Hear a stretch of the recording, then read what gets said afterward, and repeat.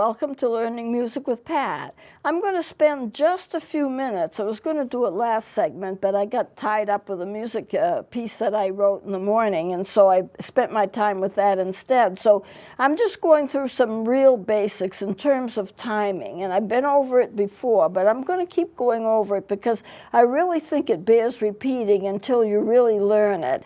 And I don't know how many people who are watching who have maybe not watched before, and they're just beginning students, and so therefore they need to have this review. So we start off, I didn't write 4/4 here, but let's assume this is 4/4 time.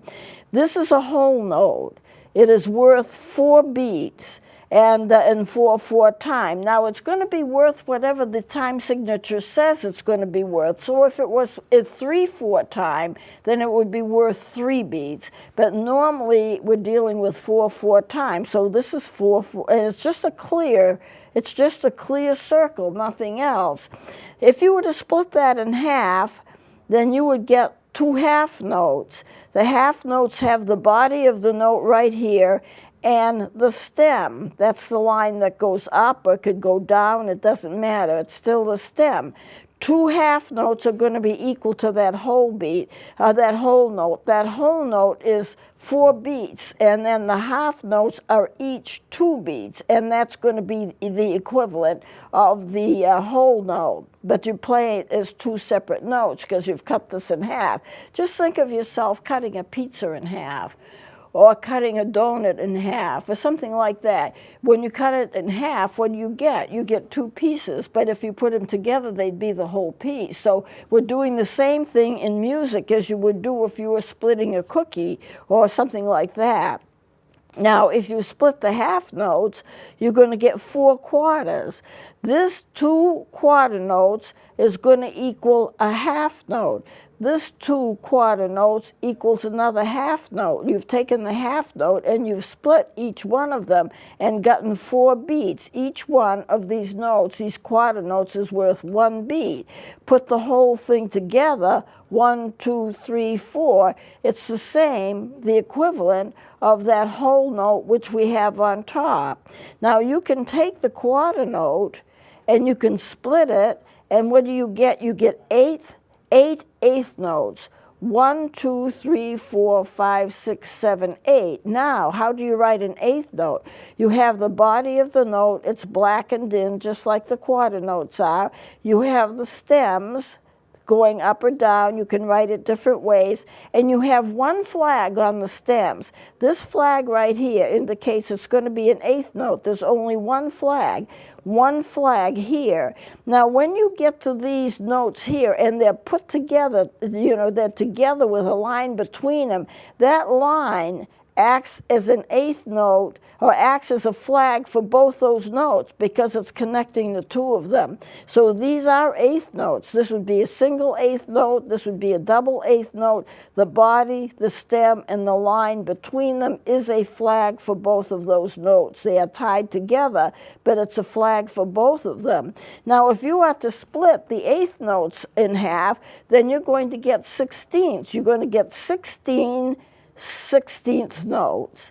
There are 4 of them to 1 beat. 1, 2, 3, 4. And you notice there are 2 flags. You have the stems, you have the body, and it's blackened in. You have the stems, and then you have the flags. These 2 lines are 2 flags for all 4 of those notes. If I were to write 1, then I would put 2 flags on it instead of 1. Now here are 2. I put them together. They have 2 lines between them connecting the 2. They're 16th notes. Anytime you have 4 notes and they're held together by 2 lines, or even if they're individual notes and they have 2 little lines on that stem, those little lines on the stem are called flags. And if you have 2 of them on a note, or 2 of them that connect notes together, those are going to be 16th notes. And there are 4 16th notes to a beat. So here's 1 beat, here's 2 beats. These 4, even though we have separated them and they're like 2 notes together, 2 notes together, there's still 4 notes, another beat, and this is another beat. So 1, 2, 3, 4.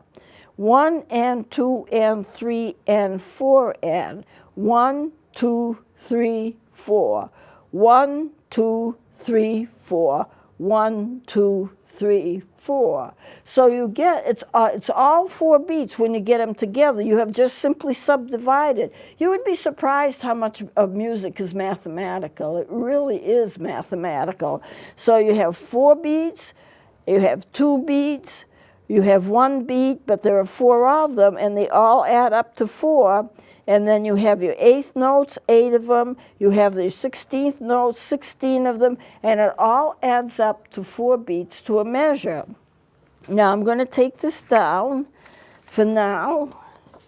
And I'm going to put up, well, let me play them. I'm going to put it back up again.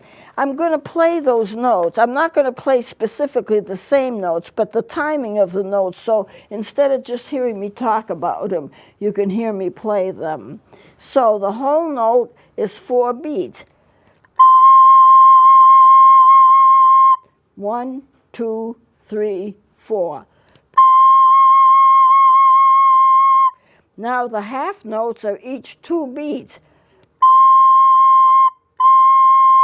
But together they make the whole. The quarter notes are 1 beat, but it still adds up to 4 beats. Then you have your 8th notes, and that's about the timing of them. And then you have your 16ths, which go twice as fast. And you can see the necessity of tonguing when you get to the 16th. Now, I didn't play all those notes as I had them written. I just wanted you to be able to see what they look like, what they sound like, and how you read the timing. So I'm going to go from here, 4 beats, 2 notes, each 2 beats, 4 notes, each 1 beat, 8th notes, each 1 an 8th beat, which is a lot less than the quarter, exactly half of the quarter, and then the 16th, so that's 4 to a beat. And I'm just going to go down the line and play them without stopping, and you can see the difference between them.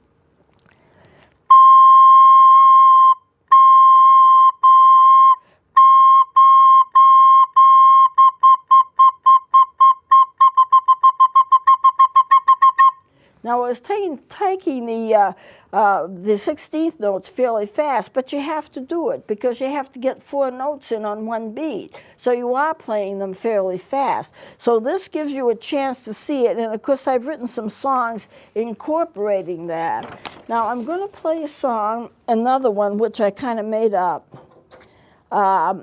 And I want to, I'm going to put up, this is not going to be the whole thing, but it's going to be part of it. I've got the major melody, but I didn't go through the whole thing because I wouldn't have enough space to do it. So I'm going to just play this, and I'm going to show you the differences between triplets, 8th notes, triplets, and some 16ths. So just listen to this. It's just a song that I wrote up today.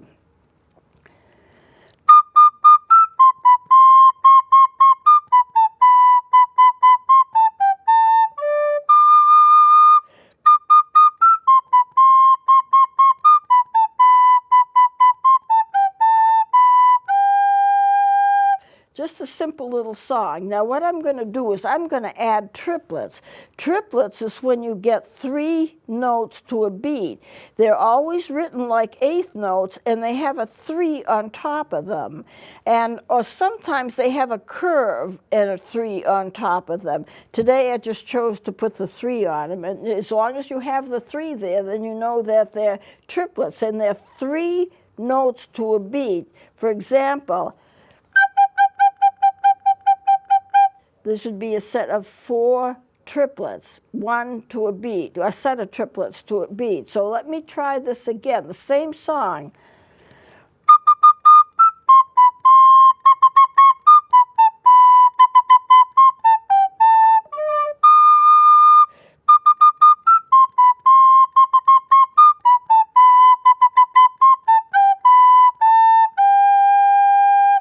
Now, let me try the 16th notes. The 16th notes have 2 flags on them, and there are 4 to a beat.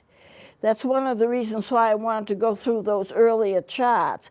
So here we have just eighth notes. These are triplets, and these are sixteenths. Anything with two of the flags is going to be a 16th. So it's going to go like this.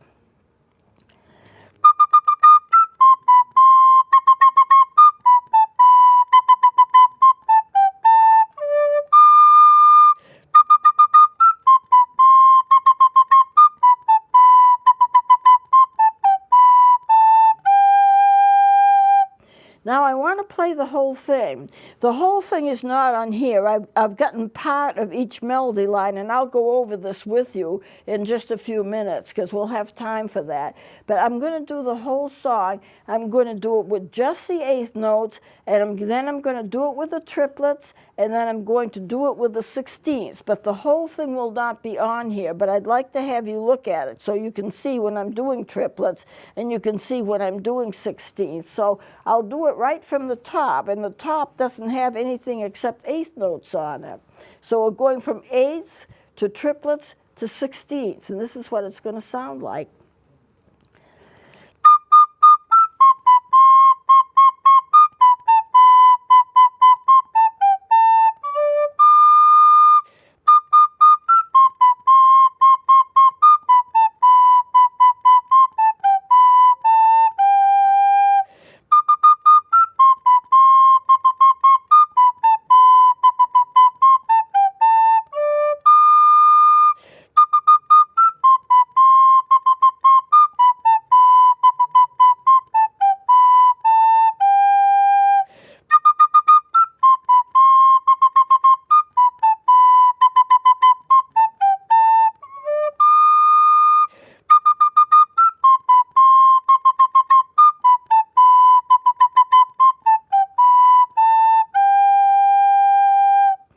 Now you can see that, the differences in that, and I want to, let's see.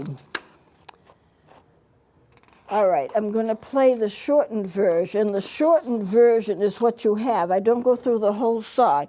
Here's the line right here. How do I know when that phrase is ended? It's because I have those two double lines. So this is all eighth notes, and then the two double lines, which is the end of that part of it. And then I start with the triplets. You can see there are three, there's a three there and eighth notes, and I go through just a part of it. It ends here at this next double line, and then I start right off with the 16th notes, and I go through the rest of the song with the 16th notes. Now I didn't put the whole thing on because I didn't want to be switching pages. I just want you to get a chance to see what it's like, and then you can know, you can just follow it. So I've got a copy here of what's there. It's just the first phrase, it's not the whole song, and I'll go through the eighth notes, the triplets, and the 16th. So see if you can follow me.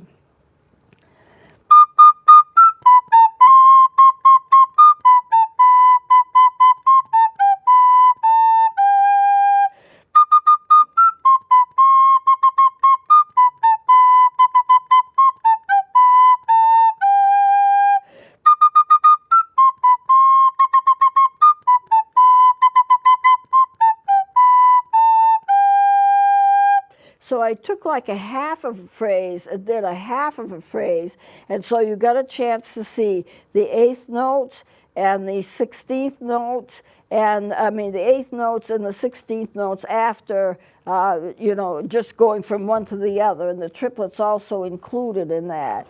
Now, does that? I hope that starts making some sense to you.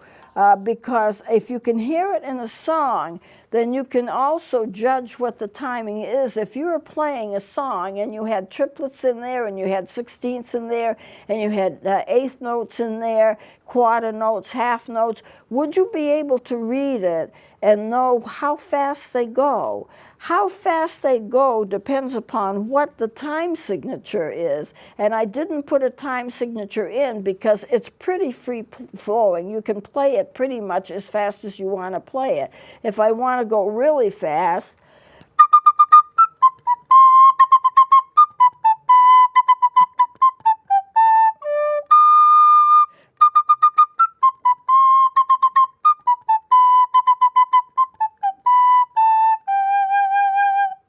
Now I could play it in a different key. I don't have this written out. It started off like that. I can do it in different keys. It's the same song. I can push it up by half steps. I can push it down, you know, by half steps. So this is a way you can do it.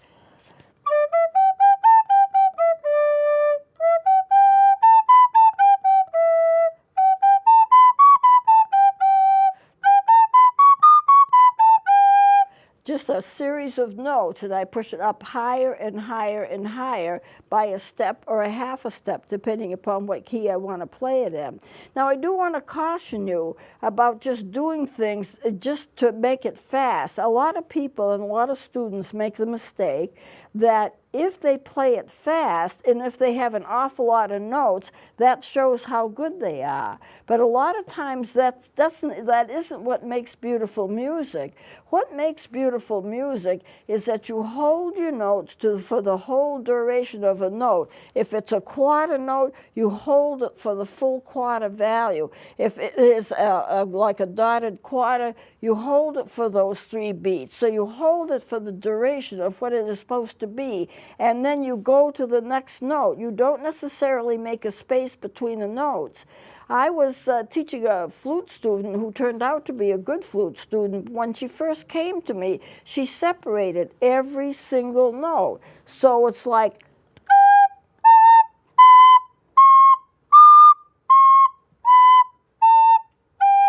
well, what if music is not written like that? Usually you have to hold a note until the next note is supposed to be played, and then you play the note. So there's a continuity between the notes. So you'll be playing.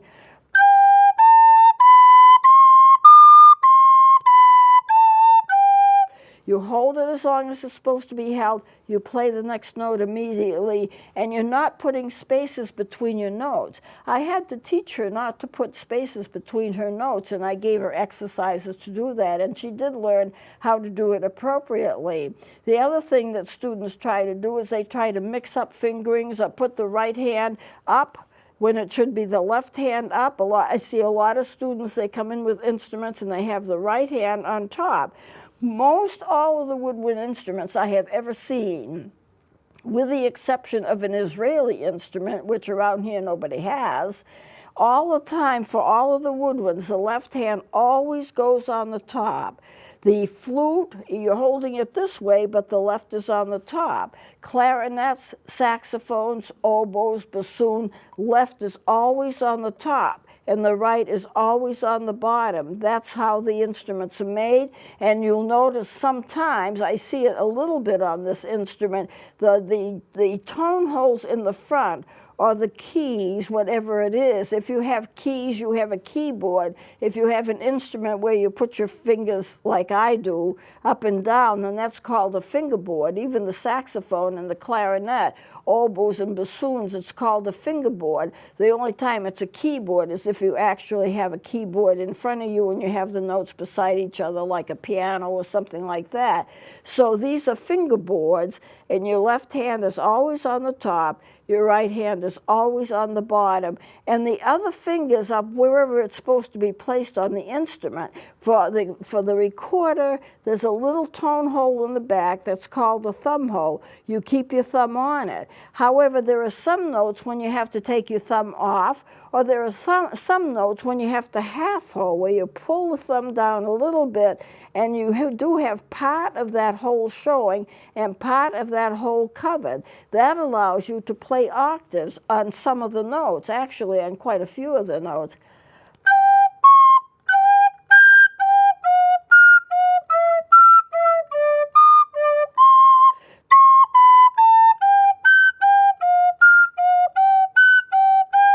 Now you can't see what I'm doing, but I'm holding, when I do the higher notes, I pull my thumb down, and that's half hold. It's called half holding. For sharps and flats, it's the same thing. If I want to do a sharp or a flat, I can half hold.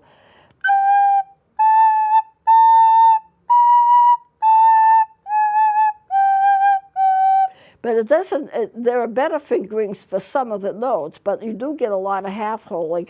And you'll notice on the recorder, on some of them, the newer models, not all models have this, but on the bottom two sets of notes, there are two holes there, not one. I'm talking about this one, and I'm talking about this one right above it. So why? Because it helps you in half-holing so that you can actually get your sharps and flats like that. For notes where you don't have those double holes, then you just pull your finger to one side, or pull it to such I'm doing with this finger right here, and you can get a half a tone that way, or for this, a half a tone, for this, a half a tone, although an F sharp is usually done like this. There are sometimes 2 or 3 ways to play a note. If I want to play a G sharp, or this is more complicated, but the better fingering. So when you learn to play music, there's an awful lot of things that you have to learn. You have to learn half-holing techniques. You have to learn different types of fingerings. I know on the saxophone that there are 5 different kinds of fingerings for a B flat. How do you know which one to use? Well, it depends upon the notes that come before it and the notes that come after it. And on that basis of those notes before and after that note, you can make a determination as to what's going to be the best fingering. So instruments can get complicated, and even though the recorder is a relatively simple instrument, it has complications too.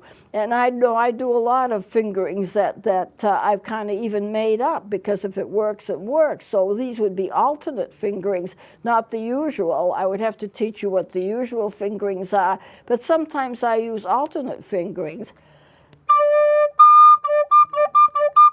This is from low D to high D, or the highest D you can get.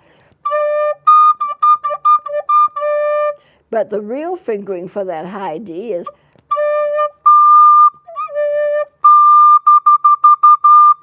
with all fingers off, including the thumb hole, all fingerings off except this one finger.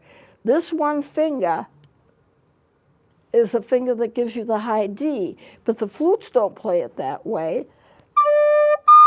The flutes play it this way, and if I'm playing some songs where the fingerings are difficult, I use alternate fingerings, as long as the instrument can do it, as long as the instrument can stay in pitch with it. So there's a lot to learn, but what I want to cover is the basics here. How do you read time? How do you read music? How can you play?